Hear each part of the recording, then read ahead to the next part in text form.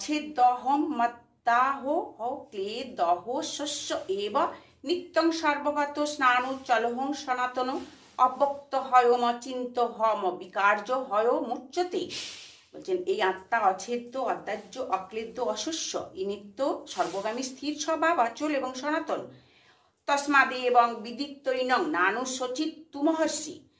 বলছেন ইনি অব্যক্ত, ইনি অচিন্ত, ইনি অবিকার্য বলিয়া কথিত হন, অতএব ইয়াকে এইরূপ জানিয়া অনুশোচনা করিতে পারো না। অথচৈন নিত্যজাতং নিত্যং বা মনুষ্যমিতং তথাপি তং মহাবাহো নৈনং শচিতুর মহর্ষি। আর যদি ইহাকে সর্বদা জাত এবং সর্বদা মৃত মনে করো, তথাপি এই মহাবাহ তুমি ইহার নিমিত্ত শোক করিতে পারো না। জাতস্য হি ধ্রুব মৃত ধ্রুবং জন্ম মৃতস্য চ তস্মাৎ পরিহার্য হর্তে নতং শচিতু মহর্ষি।